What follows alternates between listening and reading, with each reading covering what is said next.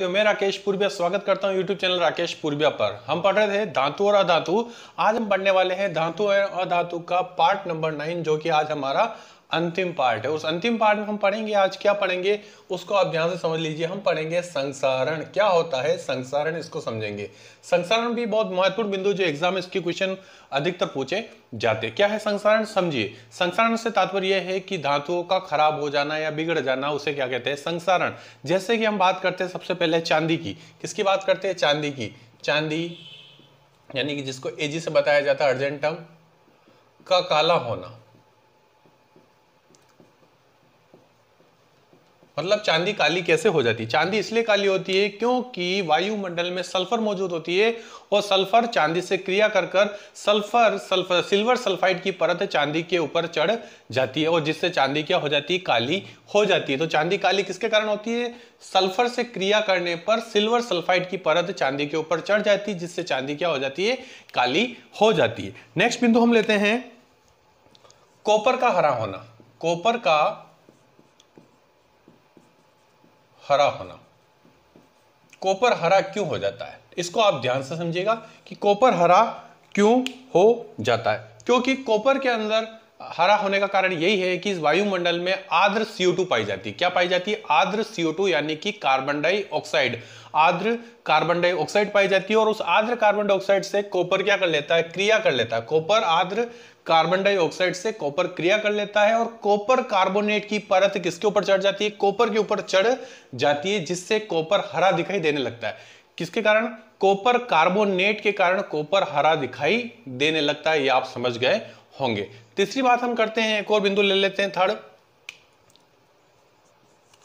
लोहे पर जंग लगना।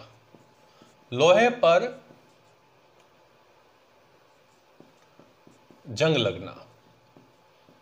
लोहे पर जंग लगने से तात्पर्य यह है कि लोहा जब खुली अवस्था में पड़ा रहे, लोहे के दरवाजे हैं, लोहे के और भी सामान होते हैं, वो घर पर अगर खुली अवस्था में पड़ा रहे तो वायुमंडल की वायु से क्रिया कर लेते हैं और लोहे पर क्या लग जाता है, जंग लग जाता है। ये सब क्या है, ये इसको बोलते हैं संसारण होना है। संसारित हो गए, सभी चीजें धातु क्या हो गई, खराब हो गई। तो संसारण के कुछ मैंने बताया आपको, चांदी का काला होना, कॉपर का हरा होना, लोहे पर जंग लगना, ये संसारण संबंधी उदाहरण है।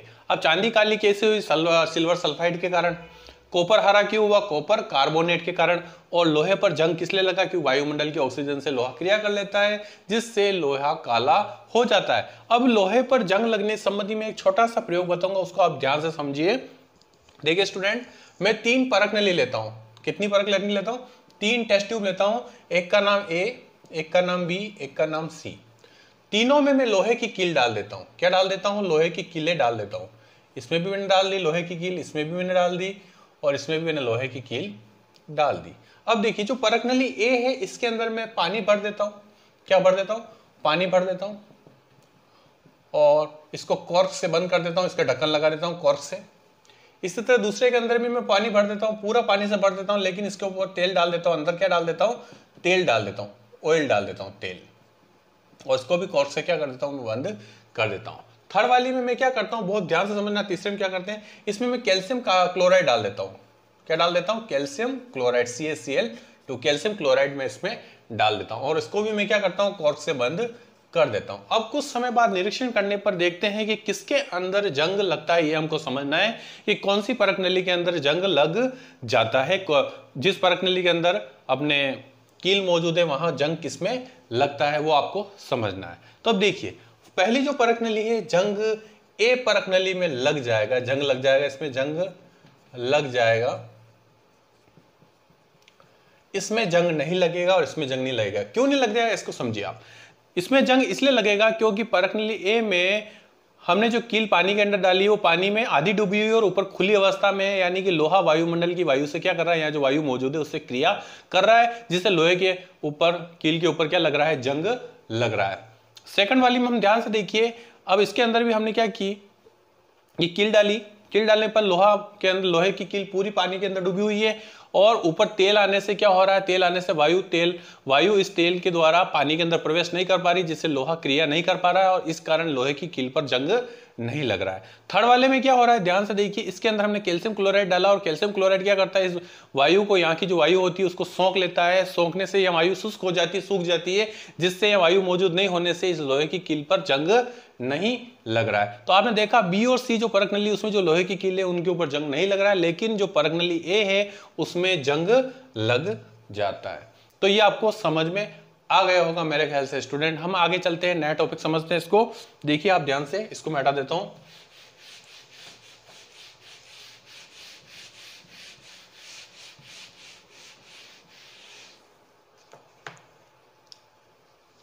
संसारण से सुरक्षा, संसारण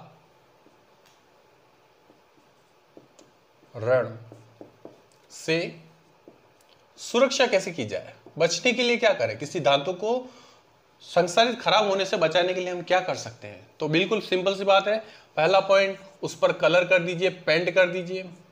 सेकंड हमारा बिंदु है, उस पर तेल लगा दीजिए, तेल लगाकर। थर्ड हम क्या कर सकते हैं बचाने के लिए, ग्रीस लगाकर बचा सकते हैं। थर्ड है हमारा यशद लेपन करके, यशद लेपन से। यशद लेपन क्या होता है इसको समझिए। यशद लेपन क्या होता है, लोहे पर अगर जिंक की परत चढ़ा दी जाए तो उस क्रिया को बोला जाता है यशद लेपन। फिर से सुन लीजिए, लोहे पर अगर जिंक की परत को चढ़ाया जाता है तो उस क्रिया को क्या बोला जाता है, यशद लेपन। तो यशद लेपन करके भी हम संसारण से बचा सकते हैं। फोर्थ बिंदु था। फिफ्थ बिंदु हम समझिए आप, मिश्र धातु बनाकर हम इसको समझेंगे क्या होता है मिश्र धातु। मिश्र धातु बनाकर हम संसारण से रोक सकते हैं, बचा सकते हैं मिश्र धातु बनाकर।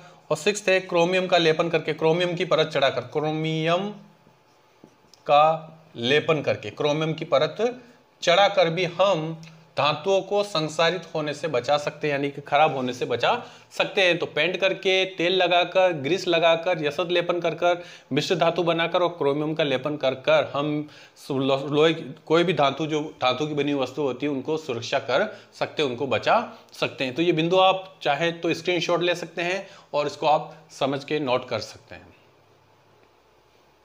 आपने ले लिया होगा स्क्रीनशॉट। अब मैं इसको हटा देता हूं साथियों और कुछ नया बिंदु हम समझते हैं जिसमें मिश्र धातु आ रहा है हमारा। क्या होता है मिश्र धातु, इसको भी हम समझेंगे।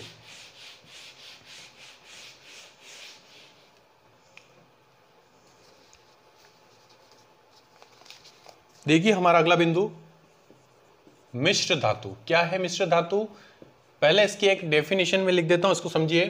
दो या दो से अधिक धातुओं को समांगी मिश्रण के रूप में मिलाकर मिश्र धातु प्राप्त की जाती है। मिश्र धातु प्राप्त की जाती है।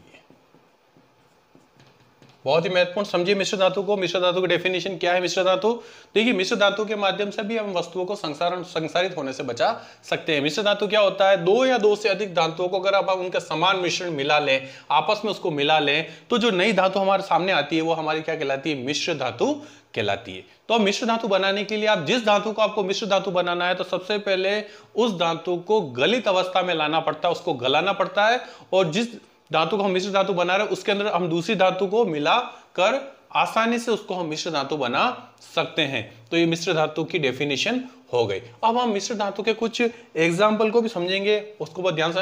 अब ये आप समझ लीजिए, जो मिश्र धातु होते हैं वो विद्युत चालकता उनकी क्या होती है, कम होती है, और उनका गलनांक भी क्या होता है, कम होता है। यानी कि मिश्र धातु में बिजली का प्रवाह बहुत कम होता है और गलनांक यानी उनको गलाने के लिए बहुत ही कम ऊर्जा देनी पड़ती है, तो गलनांक भी कम होता है और विद्युत चालकता भी क्या होती है, मिश्र धातु की कम होती है, यानी कि डाउन होती है, कम होती है।